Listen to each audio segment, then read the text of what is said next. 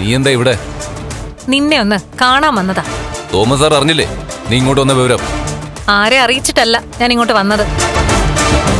നിനക്കെന്നെ കൊല്ലണോ അല്ലേ? നീ അതിനു വേണ്ടിയല്ലേ അന്ന് അവിടെ വന്നത്? എനിക്ക് പിന്നാലെ ആൾക്കാരുണ്ടടാ. നിന്നെക്കാളും തണ്ടും തടിയും ധൈര്യവുമുള്ള ആൾക്കാര് എന്റെ കൂടെയുണ്ട്. പിന്നെ വേണമെങ്കിൽ മാർക്കോ ഇവിടെ വന്ന് നിന്നെ തല്ലി ചതയ്ക്കും. അത് ചെയ്യിക്കണോ ഞാൻ? എടേ, നിനക്ക് ചങ്ക് പറിച്ച് തന്നവനാ കണ്ണൻ. ആ കണ്ണനെയാ നീ തേച്ചിട്ട് പോയത്. അതേപ്പറ്റി ഒന്നും നീ സംസാരിക്കേണ്ട കാര്യമില്ല. കണ്ണേട്ടന്റെ പകുതി സ്വത്തുക്കളും ഇപ്പൊ എന്റെ പേരിലാ. കമ്പനികൾ ഉൾപ്പെടെ, ബിസിനസ് ഉൾപ്പെടെ പലതും. അതൊക്കെ തിരികെ വാങ്ങാന്ന് നീയും നിന്നെ സ്നേഹിക്കുന്നവരും കരുതണ്ട. ഒന്നും വിട്ട് തരില്ലടാ ഞാൻ. എന്താ എന്താ ഇവിടെ?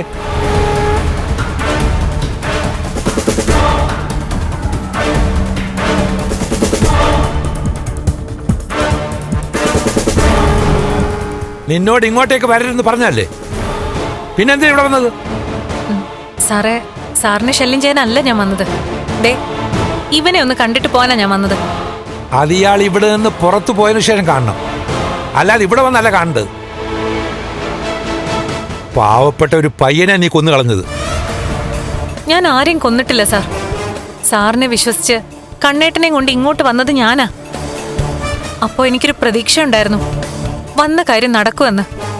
എന്നിട്ട് സാർ എന്താ ചെയ്തത്? എന്താ നിനക്കറിയില്ലേ? കണ്ണന്റെ വലതുകാൽ വെല്ലുകൾക്കൊപ്പം ഇടതുകാൽ വെല്ലുകളും ചലിച്ചു തുടങ്ങിയില്ലേ? അത്രേ ഉള്ളൂ.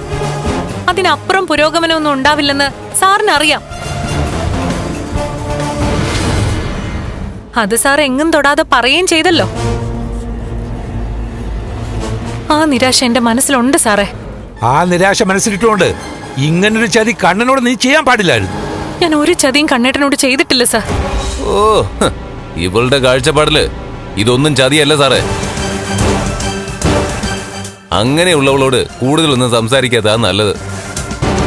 എനിക്ക് സാറിനോട് ബഹുമാനമുണ്ട് സാർ. സാറിനോട് തർക്കിക്കാനും സാറിന്റെ മുകളിൽ കയറി സംസാരിക്കാനും എനിക്ക് താല്പര്യമില്ല.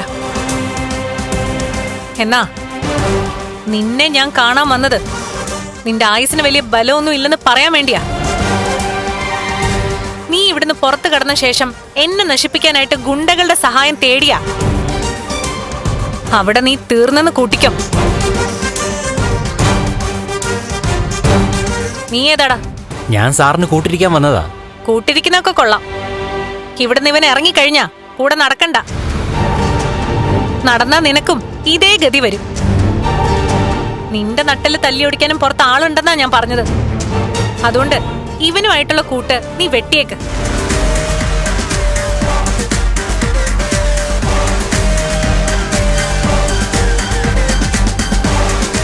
സാറേ, അവളുടെ സ്വഭാവം മാറിയത് കണ്ടോ സാറേ? ഇപ്പൊ ഒരുമാതിരി ഗുണ്ടകളെ പോലെയല്ല അവള് സംസാരിക്കുന്നത്. എന്ത് ചെയ്യാൻ പറ്റും മേഘ? സ്വത്തിന്റെ പകുതിയും കണ്ണൻ അവൾക്ക് എഴുതി കൊടുത്തു. അല്ലെങ്കിൽ അത് അവളുടെ ബുദ്ധി കൊണ്ട് അതെല്ലാം അവൾ എഴുതി വാങ്ങി. അതിന്റെ നെകളിപ്പെപ്പോഴും എന്തായാലും അവൾ സ്വഭാവത്തിൽ കാണും. എന്നാ പിന്നെ ഞാനേ അവളെ ഒന്ന് ഇറക്കി വിട്ടിട്ടെ. ഇവിടെ നിന്ന് ചുറ്റിപ്പറ്റി നിൽക്കണ്ടെന്ന് അവളോട് പറയട്ടെ. സാറേ, കണ്ണനിനി നടക്കാൻ പറ്റില്ല അല്ലേ സാറേ? അയാളുടെ കാര്യം കുറച്ച് കഷ്ടമാ. എന്നാലും ശ്രമം തുടരുക.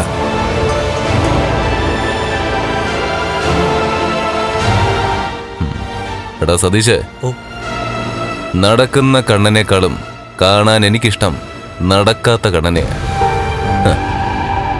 ആ പോയവളില്ലേ, അവളെ ഞാൻ പുകയ്ക്കൂടാ. പക്ഷേ അതിനു മുമ്പ് അവിടെ കൂടെയുള്ളവൻ നമ്മളെ പോയിക്കുന്ന എന്റെ പേടി. അവനെ ഉടനെ എന്തെങ്കിലും ചെയ്യാടാ. അവനാ അവളുടെ ശക്തി.